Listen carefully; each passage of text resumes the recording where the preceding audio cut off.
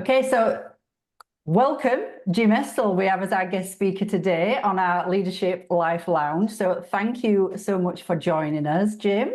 Um, these interviews are so incredibly important for our members. It really helps people see patterns in themselves when they can listen to the mindset of somebody who's gone through different careers, built businesses, and really deemed to be successful in their life. And it really helps when they can understand if they've had fears, doubts, communication challenges, leadership challenges, to see that you're human as well. So thank you so much. It really is helpful to really help people along their journey as well. So we are super excited to have you here.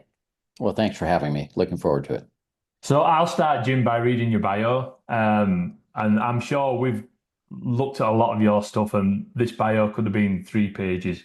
But we appreciate what you sent across with us, so then we can go through it. So, Jim, you started your first business while in university, studying engineering at University of Waterloo. Wanted to design circuit boards and needed a computer. You got a better deal if you could buy two of them. So you bought two and sold one, and soon you were buying and selling computer hardware and software. You grew this business to 2 billion in sales, which is astronomical. And while building your business, you saw many tech businesses and invested and advised over 150 companies. The most famous one was BlackBerry, where you joined their board before they went public, and you served there for 13 years.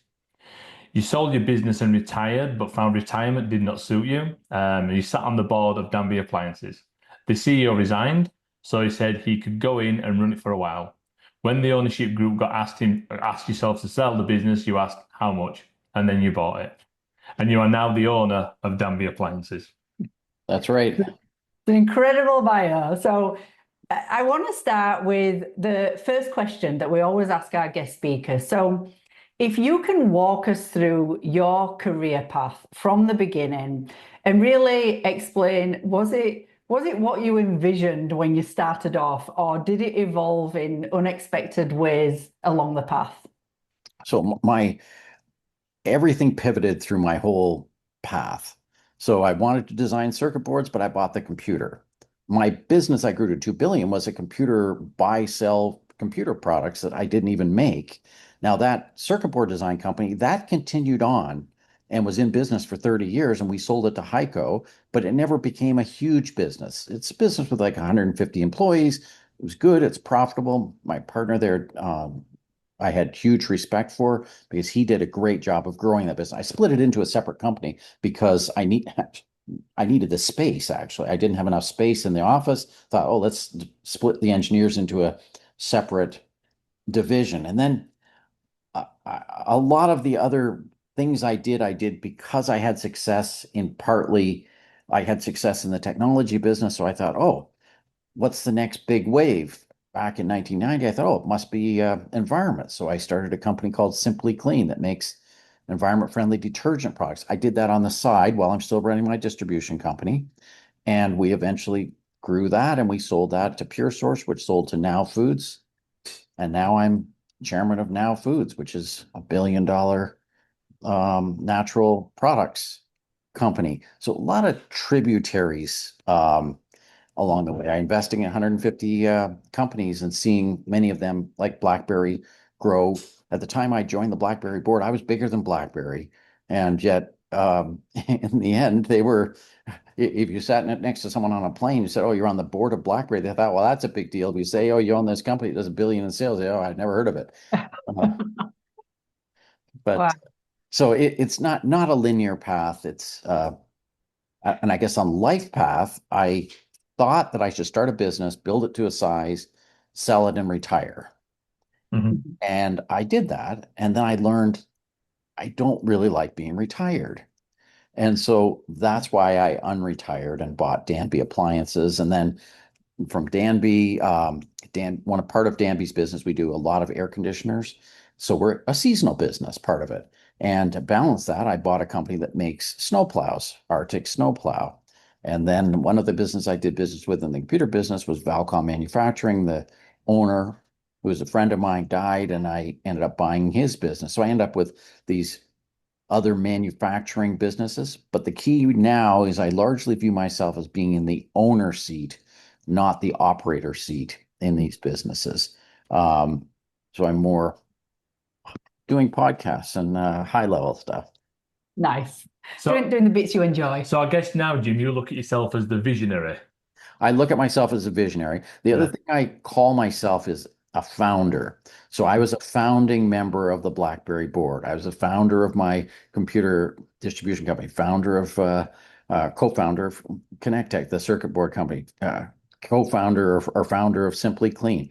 I was co-founding member of Communitech, which is a group of tech companies in Waterloo. I was co-founding member of Young Presidents Organization in the Waterloo area.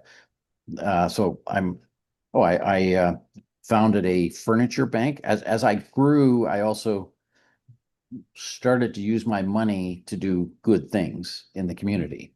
Mhm. And so I sponsored 50 refugee families to come to Mhm. Canada, and one need was furniture. So I founded or started a furniture bank, which is again still going and outfitting 3 households per week. And it's spread beyond refugee. It's people coming out of homelessness and people in need. So um, it's grown. But I'm very, That's very fortunate. I don't do any work. Everyone else does all the work. I just take the credit. Well, But I think you've done your fair share of yeah. the risk taking, the work Well, that back in the to be able yeah. to. Well, I will say also as the owner, you do take the risk. So Mm, owners take the risk. So yes, um, owners get paid last is the way it works, right? Everyone else yeah. has to get paid first, and then if there's money left over, the owner can get Mhm. paid. Yeah. Well, honestly, I think that that's just incredible that you took a position that you were in as well and put it into something for the greater good as well, and kind of did the furniture like place because that's much needed and that's brilliant. I I want to tap into your early days in your mindset. So back when you started your business, so was it EMJ Data System? EMJ That Data was the Systems, business. yeah, So yeah. you started this in your like final year of university, and this was the business that you grew to 2 billion in sales, which is incredible. But like looking back at you, like back then in your dorm at like whatever, 22-year-old or however age you were back then, where where did that belief come from that you could kind of get into a business like that? Was it an ambition that you grew up with, or was it something that you discovered that yourself? And back then, did you have a sense of how far you wanted to go with this, or was it just kind of your problem solving what was ever in front of you at the time? Well, for some reason, I got in my head I wanted to start a business that did 100 million. And then, of course, when you get to 40 million or 50 million, then I said, oh no, I want to do 200 million. Then when you get to 150 million, I want to do 500. I want to do a billion. So the bar kept moving up on what I wanted to do. Um, like the seed actually started earlier than all that. When I was in high school, I there was a church camp and I was a lifeguard, and I wanted to work at this church camp, which didn't pay much money and wasn't a full summer. So I needed a job, and no one back then wants to hire someone because I wanted to go to university and I had to pay my own way through university. So no one wanted to hire me. So I created a job painting houses. So I um, painted houses and I hired my brothers and my friends. And the city I grew up in, Woodstock, Ontario, I probably painted 100 houses in that city over a period of years. And but I had success in that business, which made me feel that I wanted to be doing it myself in a future business. Right. Was it something from in like your family then? Was it rooted like with your family entrepreneurs, or where I did that come from? I don't know, and I don't think so, because when I told my father that I was going to start a business out of university, he said, "Well, that's okay because when you go bankrupt, you've got an engineering degree, you can always go get a job." And then 2 years after I was running my business, I came home for Christmas, and my mom said to me, "So, Jim, did you have a job yet?" Like, and of course, when you're starting your own business, you're working 80 hours a week. Like you're not sleeping. It's like all on. Yeah, mom, I have a job. It's working for a company. I'm growing. But she and my father was a lifelong employee at a company he worked for 40 years or whatever. And that was the mold that they thought would be go get a job, work for 40 years, get retirement, get the gold watch and leave, right? Mhm. So you broke the family mold. That's Yeah. yeah. Yeah, I think there's a good point that you mentioned there, Jim, about when you were painting the houses, you saw that little bit of success. Obviously, you were making more than you were paying out and everything else. Was that the part of you got like a taste for success and you're like, Yeah. how far can I take this? Yes, yes. Um, I felt that, yeah, I felt the success and I enjoyed it. And personality wise, I don't like people telling me what to do. And so it fits my personality. And I'm hyper creative. So I have all kinds of creative business ideas, not creative as far as painting or sculpting or anything like that. And so I would do creative things, and that helped me sell in different Mhm. areas, like just in everything in business today. I always look creatively. What can we do? Mhm. Matter of fact, right now, our business is seriously impacted by tariffs. Yeah. Tariffs are a business person's nightmare, but I'm an entrepreneur. Tariffs are an entrepreneur's dream. What can we do with this change that's going on? So we're now manufacturing goods that were imported, made in USA, and making them in Canada. So it goes both ways. It's terrible, but there's opportunity in it. Yeah. Love Yeah. that. It's looking for the opportunities in all the problems that life throws at you. Yeah. Whereas that's the mindset right there. Like a lot of people, it's just the problem that's facing you straight away. But to kind of get past that and look beyond it, that's the key mindset. So that's that's amazing. I kind of want to tap into like like your mindset back then. You were obviously a go-getter, and that creative mindset is what really kind of put you on that path. But were they kind of like fears and doubts that crept in back then? And like how did you deal with them? That kind of when you like a lot of people think, oh, am I good enough to do this? Or do I really know what I'm doing here? Did that ever come to you? Or were you just kind of hitting whatever barrier and getting past it as it got thrown at you? Of course, you always have fear. Are you good enough? Can you do it? But the other part is I was too young to know better, is what I say. Mm. I didn't have the experience to know that this was going to be tough or difficult or whatever. And although I'm creative and done a lot of things, I'm also a failure guy. So I've had a lot of failures as well, but none of them are um, devastating. I always say fail often, fail fast, fail cheap. Meaning fail cheap means you don't bankrupt your company. You just drive on and do something else. So yeah, I had doubts, but I see people who are entrepreneurs who spend too much time analyzing and have too much fear and let the fear rule and never end up doing anything. So they Mhm. don't, and these people are smarter than me and better than me, have more resources than me, and then I see them not doing anything because they're stuck in this paralysis of, oh, I don't know whether we have all of the data. You're never going to have all the data. Entrepreneurial questions have no right answer. There's Yeah. multiple right answers, and you never know, and you're never going to have enough information. I guarantee you'll never have enough information. Mhm. Yeah.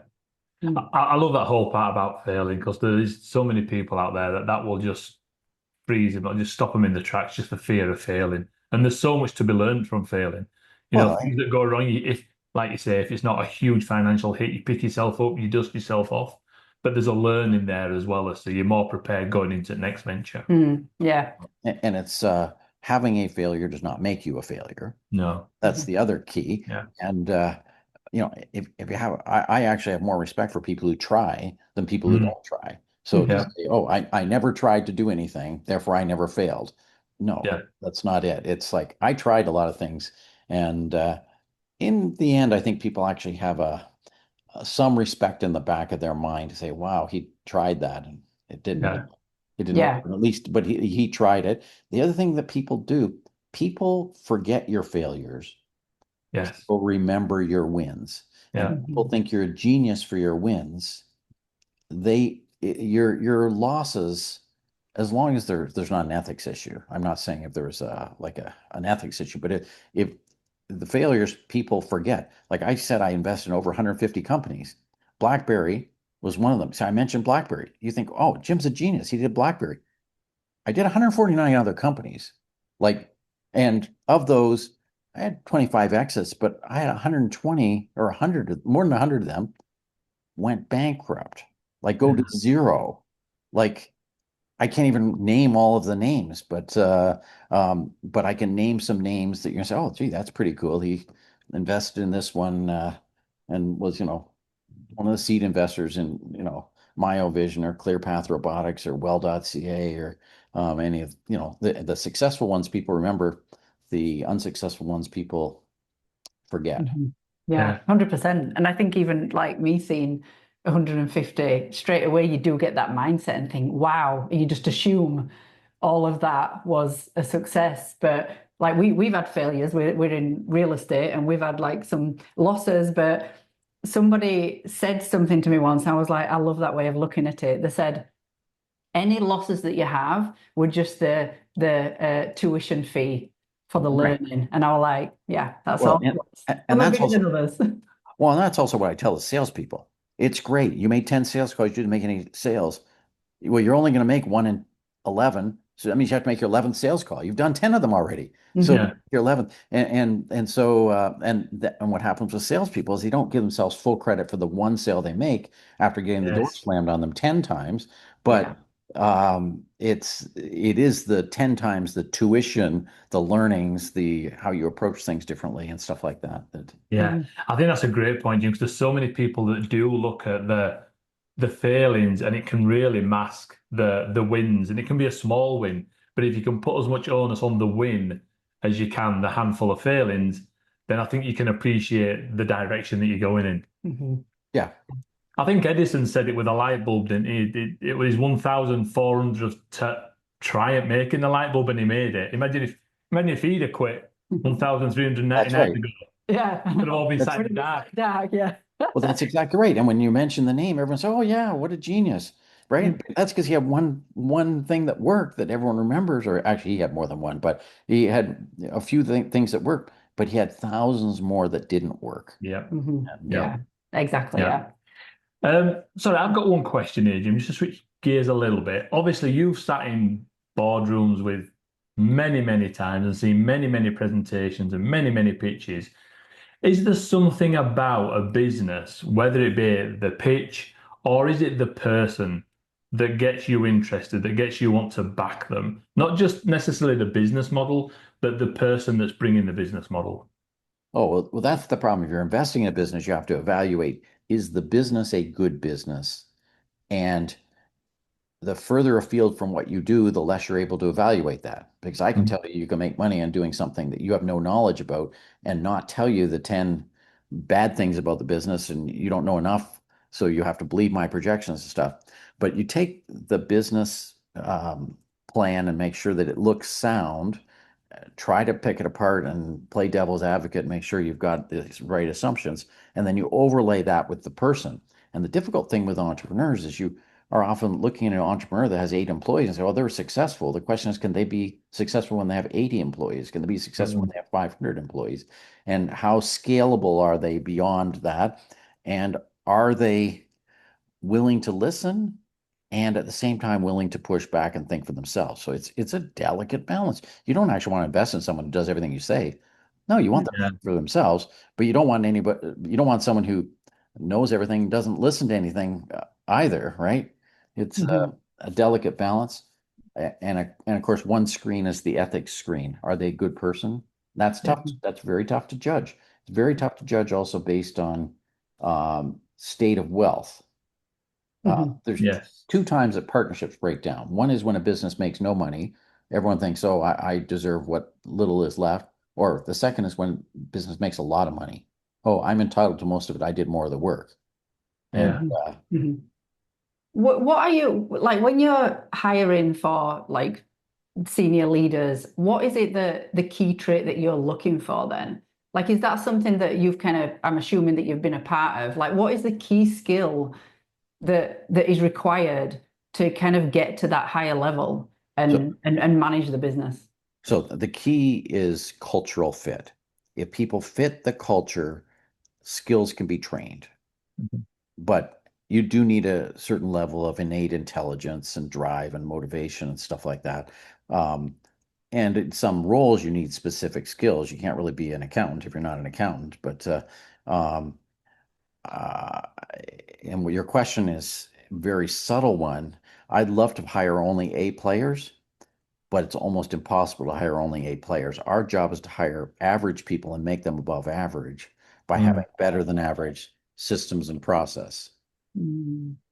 Oh, I love that. Would you say when hiring the attitude is just as important as skill set? Oh, yes, absolutely. Yeah. Mhm. Mhm. So if we go back to your career, which is just incredible, in were there any kind of like points where there were key moments that really shaped the decision that you took? Like whether you're at a time in your life and the decision to take on, different companies or whatever. Was there a moment where you had to take a step back and take a look at yourself internally and think, am I the right fit for this?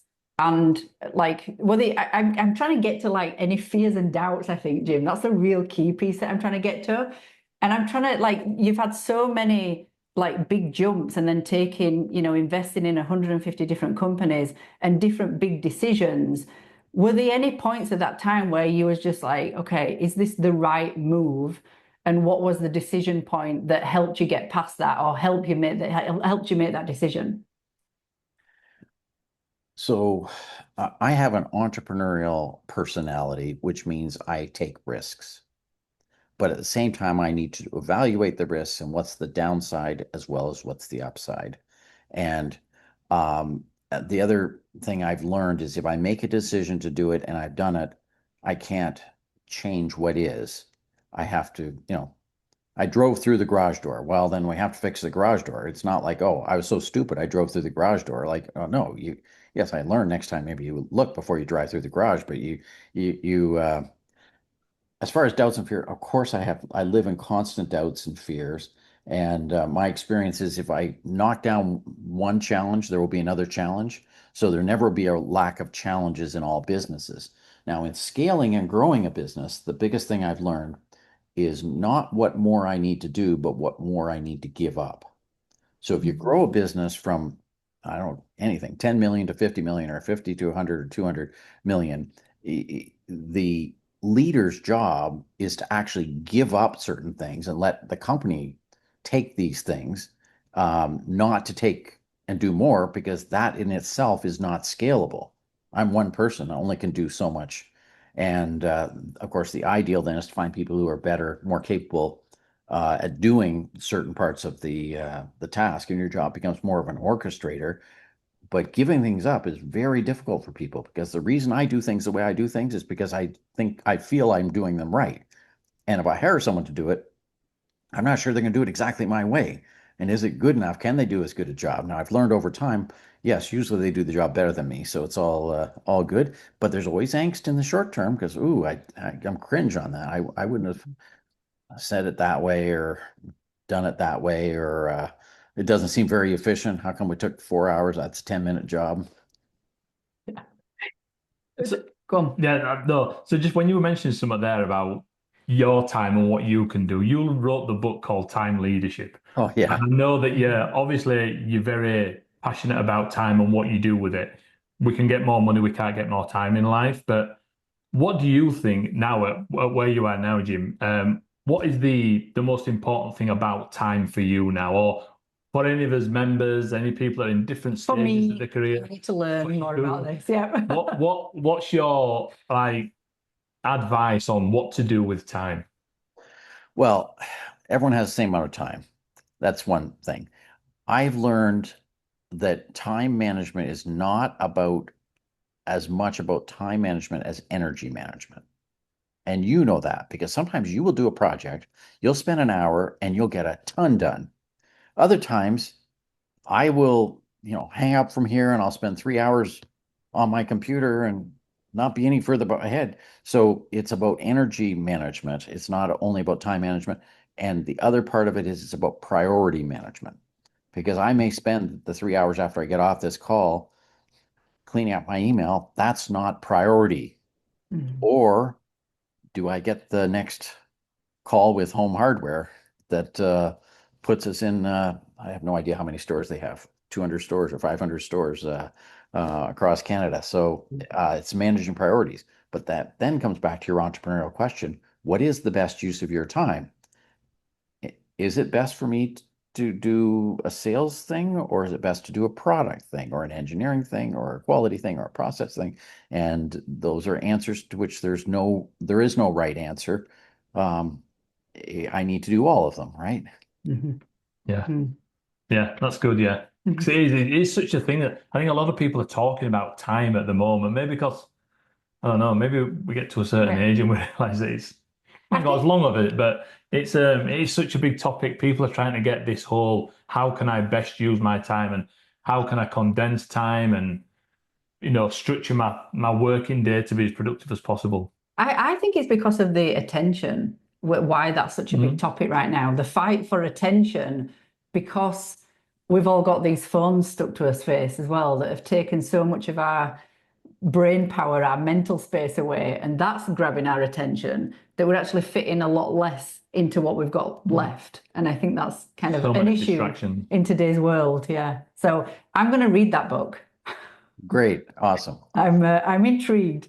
So if we go back to like kind of the stories, but like we truly believe that, and the reason why we have you on here, that learning through other people's stories are actually how we truly learn. We see the patterns in ourselves, and it helps us kind of shape that visual when we hear somebody's story. So, was there a moment when you were observing somebody else, whether it's an inspiring example or a difficult one, that fundamentally changed how you show up or how you look at your own leadership? I mean, one of my friends who was on my board of directors is Frank Hasenfratz, who started Linamar Machines in Guelph. And his company is now doing $10 billion in sales. He passed away 5 years ago. But he was running the huge company when I was running the small company. But I was inspired by him to say, well, look, if he can build that, I can build that. And we had a friendly um, camaraderie. He was, of course, 30 years older than me or whatever, but it was always teasing him. Well, okay, you built this little business. Wait, you just wait and see, and whatnot. And so it's a little banter back and forth. Um, so I'm inspired when I see what other people can do. Every time I start thinking, oh, I've done well, aren't I successful? Then all I have to do, I live in Guelph, is drive to Toronto and say, look how big these companies are, or go to New York and say, wow, I'm not anything. So uh, I'm inspired by success that other people have and see what they do. Nice. Is there anybody that's ever made you think, oh my gosh, I'm not going to do it in that way? Like that's really stood out to you as somebody who's really, I guess, taught you a lesson on maybe a failure or some approach that they had in their personality where it went wrong. Well, I think the current political situation, what we're seeing, and I don't do politics, is um, I only respect people who work for the greater good, Mhm. and people who are only doing it for themselves. They may win a short-term win. So great. Okay, I would do a business deal with you and I don't pay you Yeah. everything I owe you. Ha ha, I won. No, I didn't win. And that's not a win that you respect. And unfortunately, the world is breeding a lot of these people these days that say, oh, it's great to, you're obviously the winner. You came out on top. You kept the dollars and nobody else did. Mm. And that's an unhealthy part of our world that troubles me, actually. Mm. People used to be so scared of having their brand or being ethically not sound. It feels a bit at the moment that people are quite happy to drop that if it means Yeah, I increasing the think bottom so. I line. think so. I think Yeah. so because there's an unreasonable respect for wealth, which isn't reasonable. Mm. If you say, "Oh yeah, I'm a billionaire. I made my money stealing from widows and orphans." Everyone still says, "Wow, you're a billionaire." No, Yeah, Yeah. you don't true. deserve Yeah. any No matter the cause, how you got there, you're a billionaire. exactly. Mm. And I think that thought can be put into just like anybody in whatever job you're working in the corporate world, wherever you are. And I teach this in like I have a communication course where I really like hone in on this, where instead of kind of being in your own world and thinking about how everything is about you, and it's weird because we get told to look inwards a lot, and I do believe in like the self-awareness and knowing yourself. But I think when you switch this mindset and start turning up to work each day thinking about, okay, how can I help people today? How many people can I help get clarity? How many people can I help clear their mental space, help them do their job better? You actually end up taking so much pressure away from yourself. Mm. And people don't do that and flip that switch. And that's actually like it can be, put into so many different scenarios and different Yeah. people's world. If you start thinking about other people first, it really is a big help for yourself.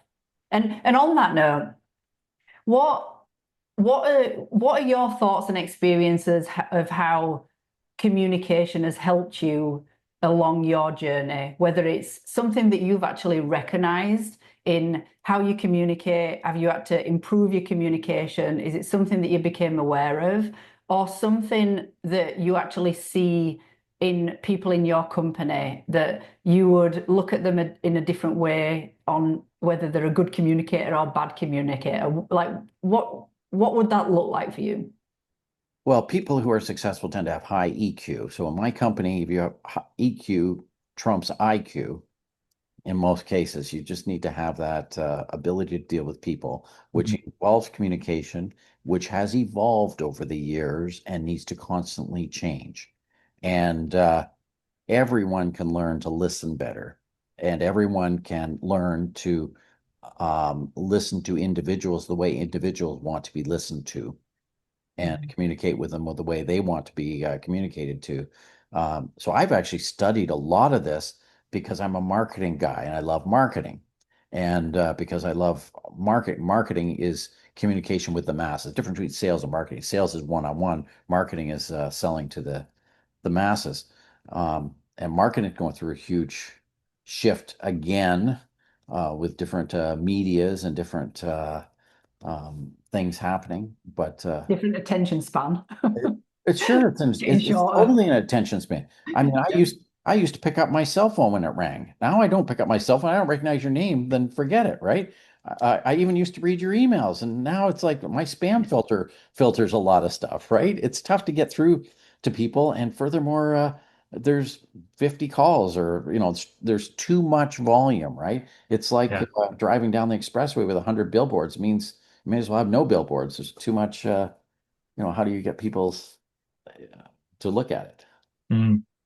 I've got one question, Jim. So if we were to go back or do the comparison from painting these 100 homes in Woodstock a few years ago to where you are now, 150 companies, CEO, founder of Danby, has your definition or your thoughts on success changed? Oh yeah, of course, because when you're young, you think of success almost purely in financial terms, Hmm. and uh, and then over time, as you achieve financial success, then your definition changes dramatically. And my main twig and change was after I sold my business and I had money and I was see, growing my business, I grew to a good size, but I never had money because my business consumed working capital. To do $1 million more sales took $250,000 more working capital. And some years I remember when I was doing 60 million, 68 million, I moved to $100 million in sales. It takes another $10 million in working capital. I didn't make that much. So going up in debt is what happens. Mm.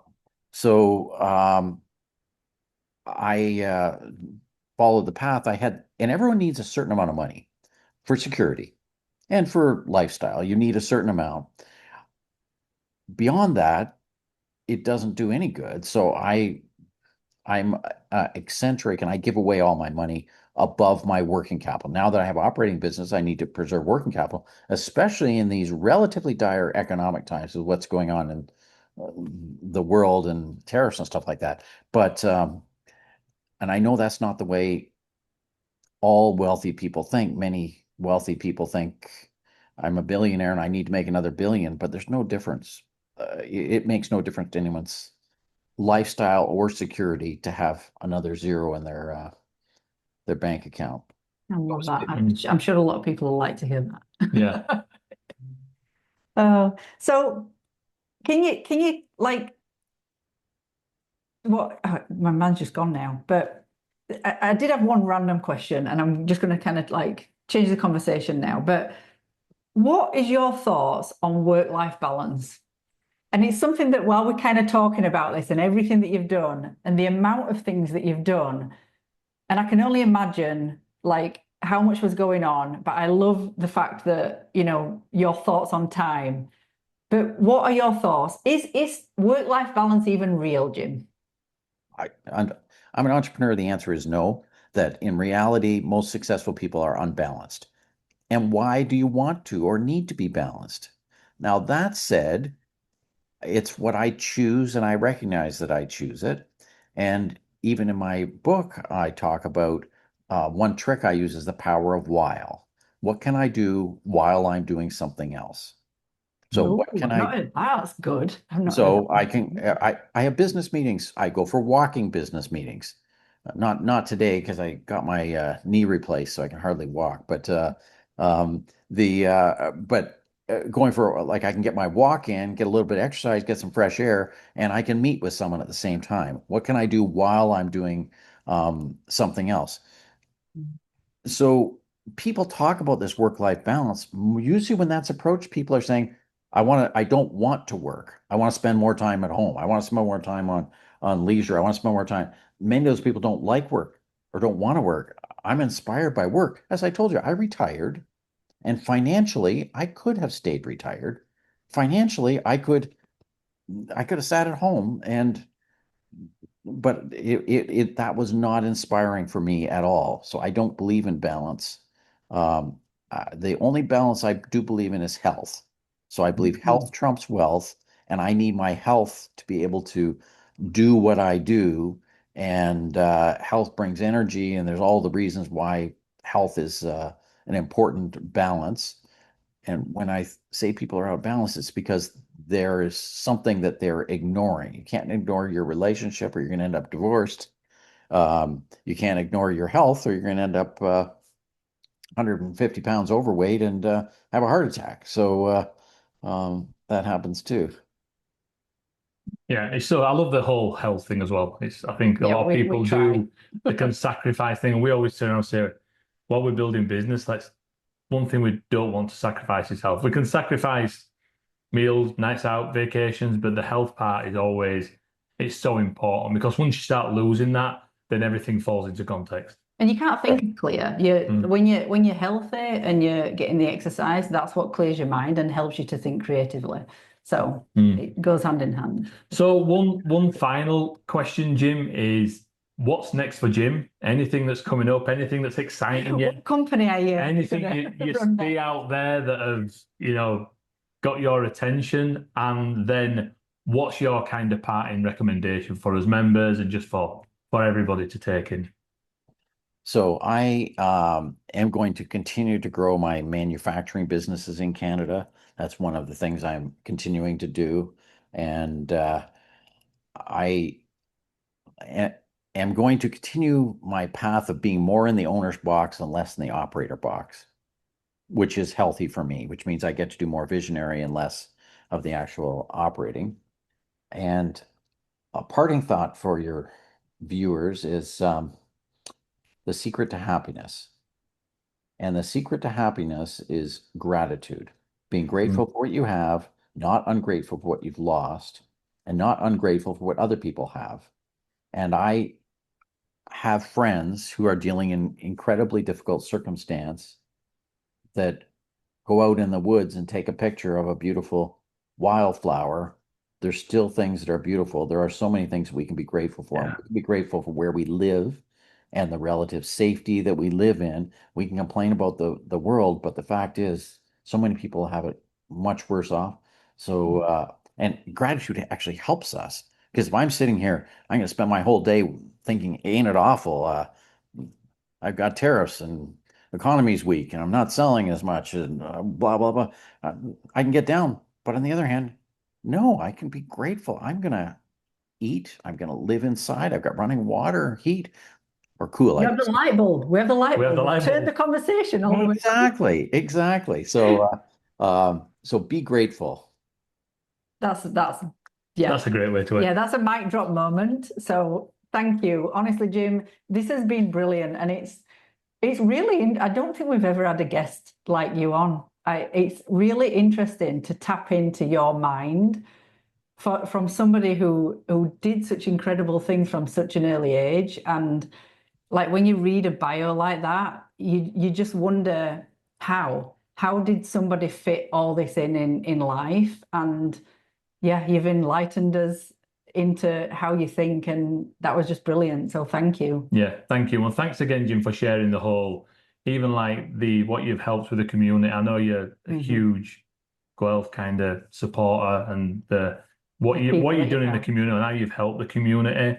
There's a lot of people with the success that you've had would probably have tried to make this a bigger thing than it is, but certainly chatting with you today, seem very humble, very appreciative of what you've got, still very hungry to what's coming, but just a pleasure to sit and chat with. So we really do thank you for taking time out of your busy schedule to sit and chat to us. Definitely. Awesome. Thanks for having me. Thank you. Excellent. Take care. I'm going to